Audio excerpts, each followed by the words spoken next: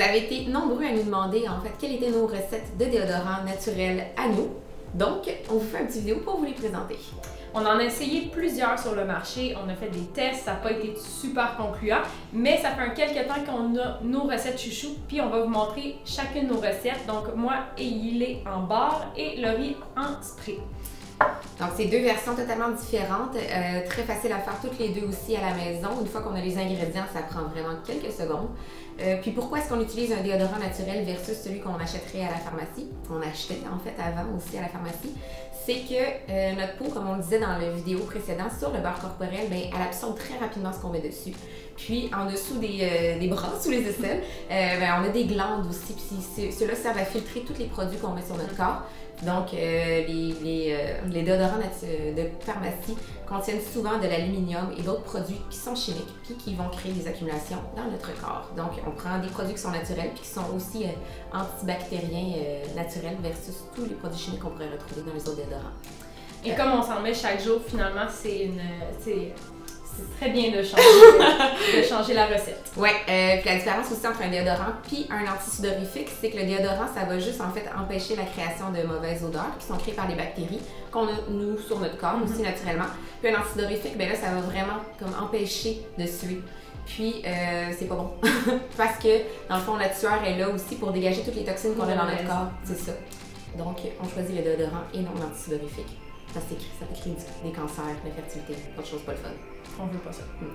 Alors, on va commencer avec la mienne qui est en barre. Donc, je vous montre ça tout de suite. Donc, important avant de stériliser les contenants et d'utiliser une balance qu'on va faire le tard pour réduire le poids de notre contenant. Si ça peut bien fonctionner.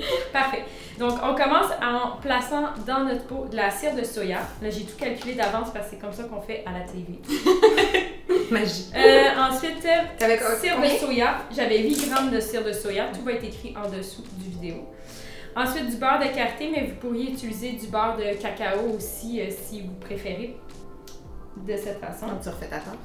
Oui, on refait la tare. Merci, Laurie. 2, parfait. Je pense qu'elle est là pour me ramener à l'ordre. Je suis une très bonne assistante. Qui 15 g de beurre de karité. En tout cas, celle-là, je ne l'ai pas pesée d'avance. Clairement, c'est plus long. Arrivé à 15 g. 15 g, parfait. Ensuite, beurre de cacao, coco, pardon. Huile de coco. Huile de coco. On fait la tare. Et ça, c'est aussi 15 g.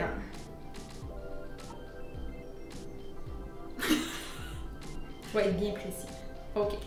Parfait. Un coup qu'on a tous les ingrédients, là, s'il nous en reste, on peut l'utiliser comme hydratant pour les mains. C'est parfait. Ensuite, on fait fondre ça dans le bain-marie ou communément appelé un chaudron. Donc, pendant que ça fond à feu doux, Laurie va vous expliquer sa recette. Moi, c'est un vaporisateur que je prends, puisque j'ai essayé celle de Stéphanie, puis ça fonctionnait pas très bien pour moi. Je préfère celui-ci, c'est super rapide à faire. Vous avez besoin d'un petit contenant vaporisateur. Moi, j'ai réutilisé celui que j'avais déjà à la maison d'une autre compagnie, mais sinon, vous pouvez en acheter aussi dans les boutiques d'épicerie naturelle. Donc celui-là, je pense que je me l'étais procuré chez Noblessence. On va vous lister des endroits aussi au bas du vidéo où vous pourrez vous en procurer. Donc, un petit entonnoir pour verser les liquides et pas faire de dégâts. Ici, c'est de l'alcool de grain que j'ai acheté chez Noblessence en vrac. Donc, ça a un pourcentage assez élevé. Si vous n'en avez pas à la maison ou vous n'arrivez pas à en trouver, vous pouvez prendre de la vodka.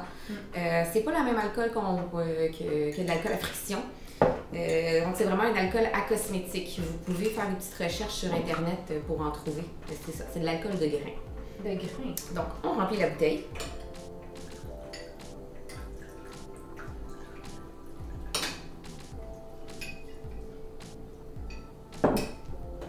Je dis pas faire de dégâts, mais c'est exactement ce que je viens de faire. Ensuite, on enlève le petit entonnoir. On t'essuie ici. Merci. Ça arrive de faire des dégâts. Je ferai après ça des huiles essentielles, c'est tout ce qu'on a besoin, des huiles essentielles et de l'alcool. Moi, j'ai choisi Tea Tree puisque c'est un antibactérien naturel. J'en mets à peu près une dizaine de gouttes. Fait que si on essaie de chercher des huiles essentielles qui vont être antibactériennes, qui vont justement aider à empêcher les odeurs. Exactement.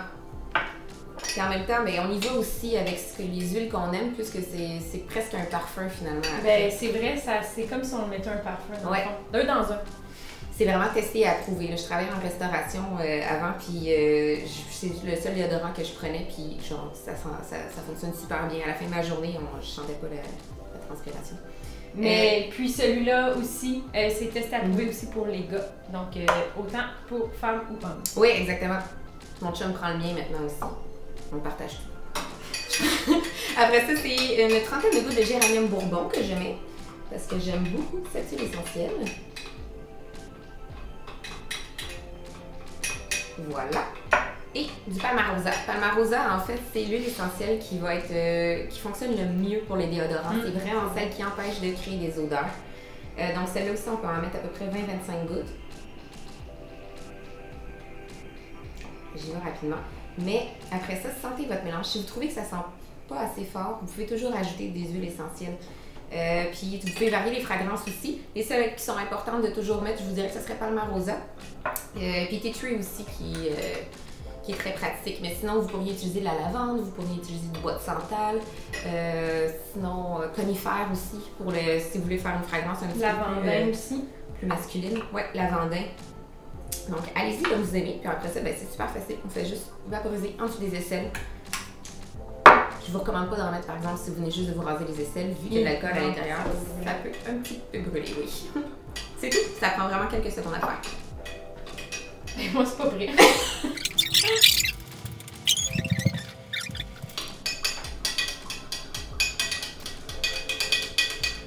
Donc, mon mélange est finalement fondu. On laisse tempérer 1 à 2 minutes, puis ensuite on peut ajouter les autres ingrédients qui sont plutôt des poudres. Donc, ensuite, ça va être le bicarbonate de soude. Et on va choisir un bicarbonate de soude, comme Laurie l'a dit, sans aluminium, bien important.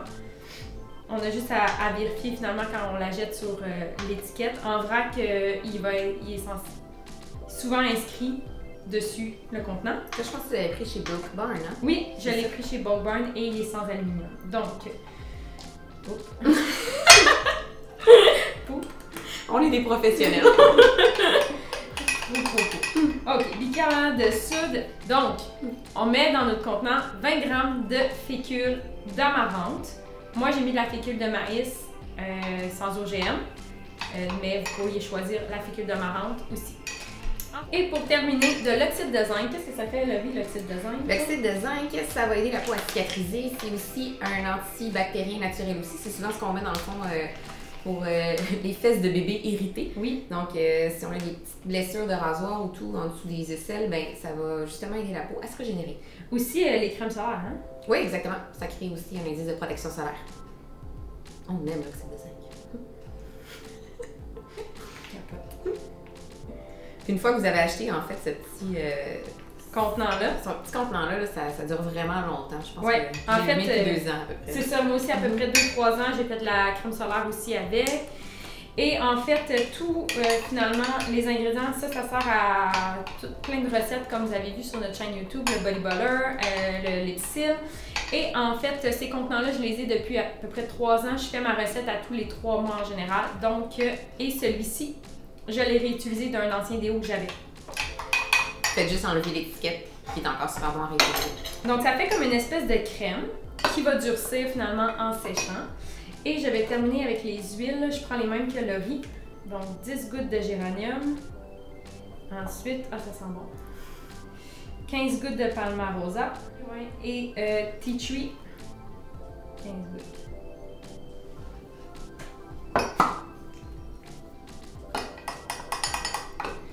Et une fois que tout est mélangé, on verse dans les contenants.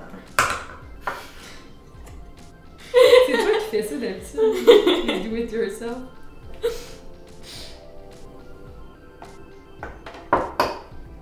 C'est combien de temps à peu près avant que le mélange se solidifie? Ah, c'est une bonne journée avant que le mélange soit solidifié.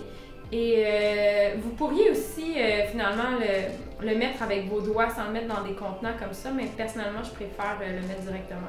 C'est beaucoup plus rapide aussi. En bâton? Ouais, en bâton. Donc là, avec une recette, tu as été capable d'en faire 2. Ouais, deux deux bons quand même formats qui vont me durer à peu près 2 à 3 mois, puis on est 2 dessus, donc mon chum et moi. Donc c'est très économique. Ouais. 10 minutes de préparation pour 2 déodorants. C'est moins long que d'aller à la pharmacie en acheter. Vraiment. C'est une bonne raison de s'y mettre. Donc, nos recettes de déodorants naturels sont finalement révélées. Essayez celle qui vous convient. On en a vraiment essayé plusieurs avant de le trouver. Puis, c'est ça. Merci. Merci.